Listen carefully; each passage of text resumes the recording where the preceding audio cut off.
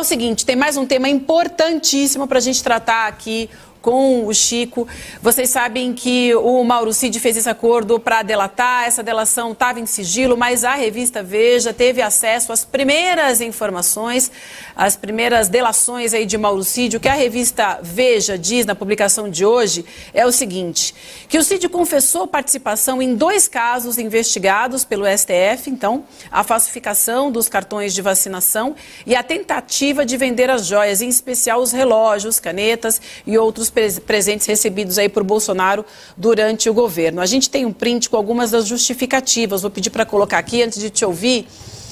Chico, vamos lá. Em relação, gente, à venda dos relógios, principalmente caneta, o que o Cid teria dito, segundo essa reportagem da revista Veja? O presidente estava preocupado com a vida financeira. Ele já havia sido condenado a pagar várias multas. Então, a justificativa do Cid era de que, ele ainda fala assim, pode até ter sido imoral, mas a gente não sabia, a gente fez achando que era permitido fazer essa venda. Ainda tem essa justificativa aí dele, dizendo que essa venda foi feita, que ele até acredita que de repente foi imoral, mas eles achavam que estavam fazendo a coisa certa e estavam preocupados com a saúde financeira do presidente. Chico. Ô, Vivian, para contrapor essa argumentação do Mauro Cid, eu queria lembrar uma matéria que a Juliana Dalpiva publicou no UOL no mês passado, com uma mensagem, uma conversa do Mauro Cid com um interlocutor que eu não vou lembrar qual é, em que ele mesmo, Mauro Cid, admitia que reconhecia nas joias interesse público, eram bens públicos. Ele próprio, Mauro Cid, disse isso. Como é que ele agora diz que não sabia, não tinha ciência de que era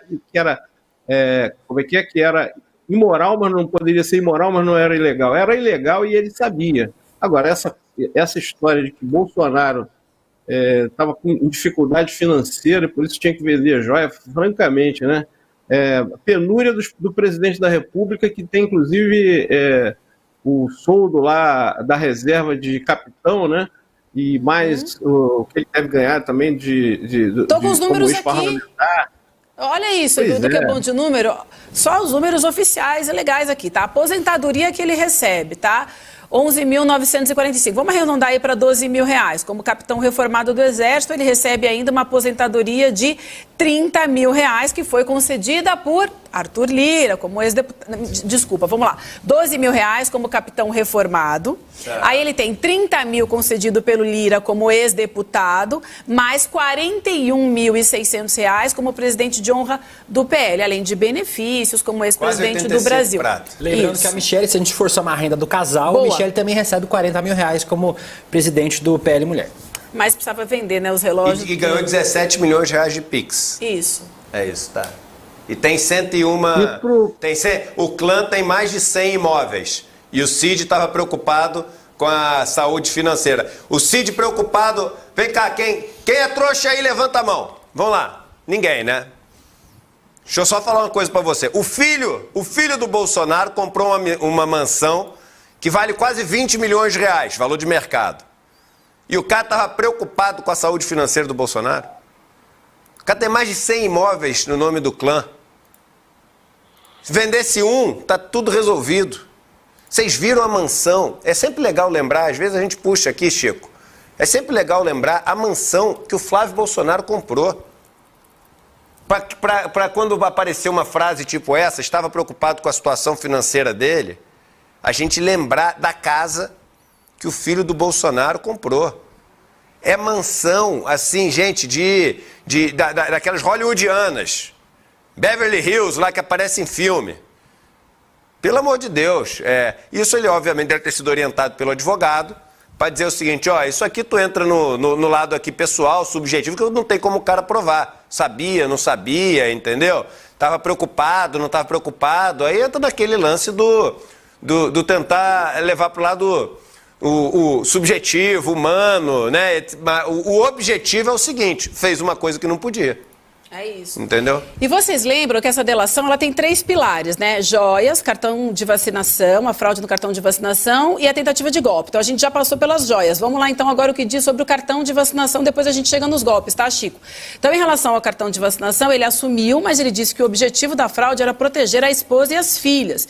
Disse que tinha medo que a família sofresse retaliação pela falta de vacina. A gente tem até um trecho da fala dele, então ele fala assim, daqui a pouco, eu estava com medo de perseguição, medo da minha filha não poder ir para a escola, minha esposa não entrar no mercado. Foi isso que aconteceu em relação ao cartão de vacinação. Ora, né, Chico, era só se vacinar, né, para não ter esse medo. Mas o que a polícia quer saber era se realmente a tentativa, no final das contas, era de burlar a fiscalização sanitária em viagem ao exterior, depois que eles deixassem o governo, né? E ele está dando essa desculpa de que era medo de sofrer alguma retaliação. Chico, só para você saber, estamos em primeiro lugar Estamos em primeiro lugar na audiência. Acabamos de passar a Jovem Pan. Responsa aí no teu comentário, hein? Pode comemorar no chat, hein, galera? Pode comemorar que é nosso, hein? Segue o líder.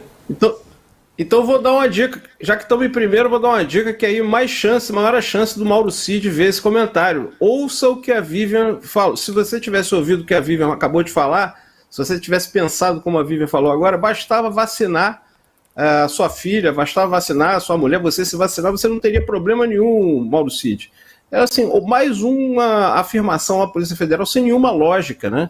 Aí, não, eu não quero me vacinar, então minha filha e minha mulher podem ser colocadas em situação constrangedora, então eu vou me beneficiar e vou entrar num esquema gigantesco. É bom a gente não esquecer disso.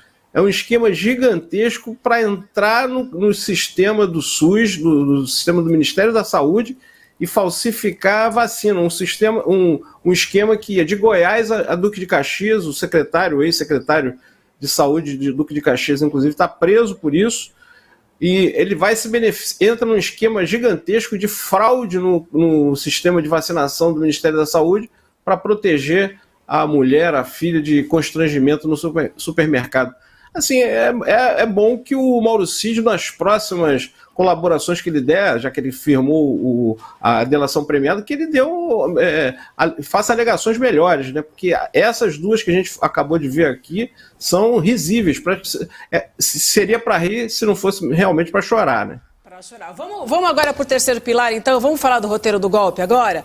Ele disse o seguinte, ele falou sobre a anulação das eleições no ano passado, a intervenção do STF, a convocação das eleições. Ele deu uma desconversada aí em relação a isso, porque vocês lembram que encontraram coisas no celular dele, né? Lembram que tinha lá o roteiro do golpe, mas ele tentou dar uma desconversada e aí ele falou, eu vou pedir para chamar a outra primeiro, gente, a outra arte primeiro, em que ele fala que ele recebia um monte de besteira nesse sentido. Lembram disso? A gente puder colocar Mauro Cid 2, é isso. Então, em relação a isso, que estava ligado ao celular dele, o que ele falou? Eu recebi um monte de besteira nesse sentido, de gente que defendia intervenção, mas que não repassava para o presidente. Qual o valor daquele texto encontrado no meu celular? O texto do roteiro golpista. Agora sim, vamos para outra arte que a gente mostrou agora, que é essa tentativa de passada de pano em relação aos generais. Porque vocês lembram que o Exército está muito preocupado com o que o Mauro Cid pode falar em relação aos 3 principais aí, membros do Exército que faziam parte do governo Bolsonaro. E aí ele começa já falando do Braga Neto. Nunca vi general Braga Neto levando nada ao presidente, nenhuma resposta, nada. O general Ramos também desapareceu naquele período. Já o general Heleno estava mais preocupado com a saúde do presidente do que com os manifestantes. Então, aí confirmando o terceiro pilar, a preocupação em relação ao golpe e a proteção aos militares, né, Chico? Pois é, anticlímax total, né? Quem esperava uma fala reveladora, porque assim, apontar para o Bolsonaro é o mínimo que a delação de Mauro Cid pode entregar para a Polícia Federal, né? Se ele der detalhes do esquema sem colocar Bolsonaro no meio, vai ficar difícil. A gente acreditar que essa delação tenha valido a pena, a delação premiada tenha valido a pena. Agora, se ele não fala nada sobre Braga Neto, que estava ali ao lado de Bolsonaro o tempo todo, do general Heleno, que disse que não queria deixar um ladrão subir a rampa, e aí eles não tiveram nada a ver com isso, aí realmente é complicado. A outra história é a seguinte, que ele disse que recebia muitas besteiras no celular se referindo às mensagens golpistas, à proposta de golpe. Olha, besteira é quando você recebe um meme de dancinha, um vídeo de um cachorrinho, isso é besteira. Agora, para um tenente-coronel do Exército receber no seu aplicativo de mensagens propostas de golpe, ele teria que ter tomado providência e ter denunciado isso às autoridades competentes para que essas pessoas que fizeram essas propostas fossem punidas. Isso é prevaricação. Ele é tenente-coronel do Exército, ele tem que zelar pela segurança nacional. E quem faz uma proposta dessa, se fosse uma pessoa qualquer na rua, desconhecida, fazendo uma proposta dessa, mas se é uma coisa frequente, foi frequente, de pessoas conhecidas e muitas delas com grande poder financeiro, então era dever de Mauro Cid ter levado essas propostas de golpistas às autoridades competentes e ele não o fez. Então é mais um crime que ele deve ser colocado ali, ele deve ser enquadrado. Pois é, vamos lembrar então que o Mauro Cid nessa delação precisa comprovar tudo que ele está dizendo, mas pelo menos o que a revista Veja trouxe aí, desses primeiros depoimentos, gente, tá bem café com leite, né? Água com açúcar, ele tá ali só tentando, né, amaciar a coisa por ali. Vamos ver o que vai acontecer então.